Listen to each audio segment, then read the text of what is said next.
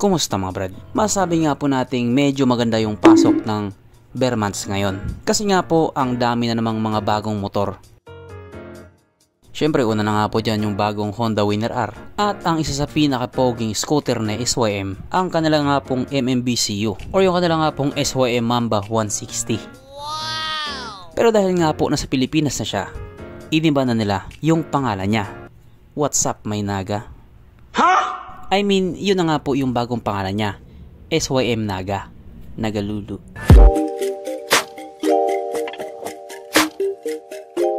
Pero syempre bago tayo magpatuloy, kung bago ka pa lamang napadpad dito sa aking walang kwentang channel, huwag ka nang subscribe. So yun na nga, sa wakas magkakaroon na rin ng pagbabago. At ito nga din po yung isa sa mga pinakahinihintay na mga tao. Kung mapapansin po kasi natin, yung scooter na meron tayo dito sa Pilipinas, halos magkakamuka lang lahat. Kung hindi man magkakamuka, iisa lang din yung style. Pero doon nga po sa Taiwan, yung mga scooter nila doon, especially yung Kymco tsaka yung SYM, ang unique talaga ng mga design. At masasabi nga din po nating pang all purpose, hindi lang pang pamilya, pang sports pa. At ito na nga po ngayon sapagkat unti-unti na nga po nilang dinadala sa Pilipinas yung mga unit nila. At kabilang na nga po dyan yung kanilang SYM Naga 155 na talaga nga namang napakaangas. Para nga po doon sa mga hindi nakakalam, quality po itong brand na ito. Ang ibig ko pong sabihin kasing tibay niya yung tinatawag nyo nga pong The Big Four. Ang akala kasi ng iba, yung SYM is made in China. Hindi po, made in Taiwan po siya. Pero yung Taiwan inaangkin ng China. Kung titignan mo nga po yung itsura niya, ibang-iba talaga siya sa mga scooter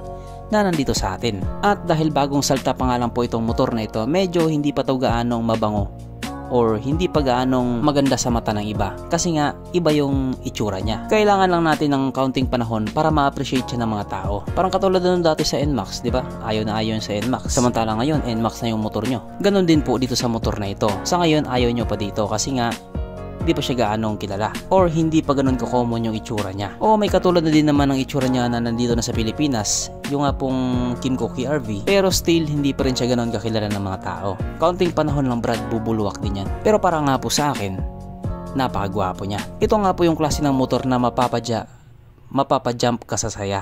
Kasi nga di ba kung makikita nyo, all purpose na siya. Kahit ano, kahit sino, pwede mong ikarga. Kaya panalo talaga. At dahil dyan pag-usapan na lamang natin kung ano meron sa motor na ito at kung gaano nga ba talaga siya kaganda. So ito nga po ang SYM Naga 155 na mayroong 150 cubic centimeter engine displacement, 4-stroke single cylinder, single overhead cam with 4 valves, fuel injected at ito po ay naka-liquid cooled. Kaya hindi po siya panis sa Honda Click 125. Ang kanyang compression ratio 11.2:1. Pagdating naman po sa kanyang power, ito po ay mayroong 14.2 horsepower at 8,000 RPM, 13 Nm of torque at 7,500 RPM. At dahil nga po kadalabas pa lamang sa motor na ito, wala pa po tayong idea pagdating sa kanyang top speed. Ang kanyang tangke ay kaya magkarga ng 7.3 liters fuel ng capacity at wala din po tayong idea pagdating sa kanyang fuel consumption. Ang sukat ng kanyang gulong 120/70/13 sa harap at 130/70/30 naman sa likuran. Pagdating naman po sa kanyang braking system, ito po ay naka-disc brake sa harap at disc brake din po sa likuran at ang malupit nga po dito, ito po ay naka-ABS. Not sure kung dual channel ABS pero kasi doon sa ibang bansa naka-dual channel ABS. Sana naka-dual channel ABS. Ang kanyang seat height ay mitaas na 810mm at 125mm naman ang kanyang ground clearance. At ang motor nga po na ito ay may kabuuang bigat na 137 kg. So medyo mabigat nga po siya na kaunti kung ikukumpara doon sa mga katunggali niya. Mapunta naman po tayo sa iba niyang mga features. So ang ilaw nga po sa motor na ito, syempre naka fully LED. At kung titignan nga po natin kapag nakaharap siya, parang nga po talaga siyang Mamba. Kasi nga doon siya inspired. Ultimo nga yung fairings niya parang balat ng Mamba or balat ng ahas. Kaya doon pa lang masasabi mo na talaga na quality. Ang kanyang gauge panel ito po ay naka-LCD display na maganda nga din po yung pagkakagawa nila. At syempre ano pa ba? Ito po ay naka-smart key system. Yes po, naka-keyless po siya. At hindi nga din po mawawala sa motor na ito ang kanyang USB charging port na para kahit saan ka nga po magpunta, hindi ka na mangangamba na baka malubat yung cellphone mo kasi nga manonood ka pa ng Pornhub.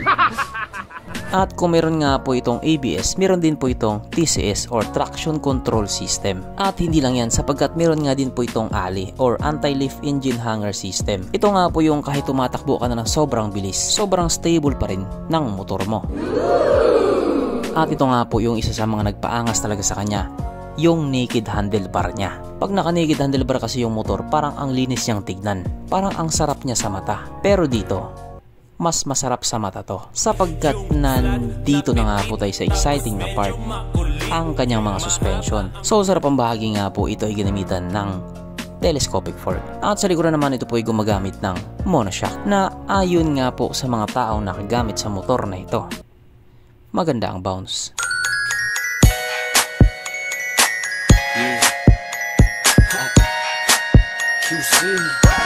Siyempre, meron pang isa.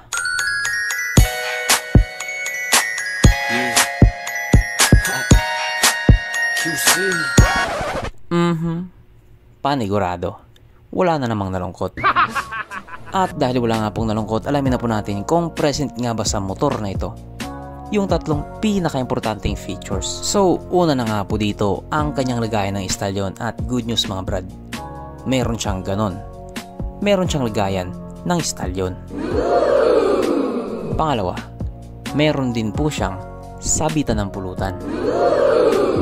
At oras na nga po para sa ating Red Horse check, ang pinaka-importanting feature sa isang motor. At ayon nga po sa aking masusing pag-aanalisa, ang motor na ito ay kayang magkarga ng 2 kahong Red Horse at kasya pa 1 kahon sa kanyang underseat compartment.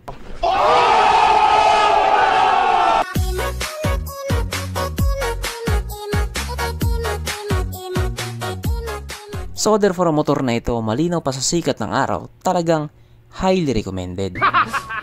At ito na nga po ang pinakatanong ngayon, magkano? So itong SYM Naga 155 nga po ay nagkakalaga ng 119,900 pesos. So 100 na nga lang po yung kulang, 120,000 na siya. Pero syempre, expect the unexpected. Kasi panigurado hindi papayag yung mga kamoting ahente na hindi sila kikita dyan. Pero hindi naman po lahat. May mga ahente pa din naman po na mabait. Siguro mga 1 or 2. At ito nga po ay magiging available next month sa buwan ng Oktubre. Kaya kung nagbabala ka sa motor na ito, may panahon ka pa. Kausapin mo na si mama. Baka sakaling bilhan ka niya. O nga pala, itong SYM Naga 155, ito din po yung motor na nilabas nila doon sa Vietnam.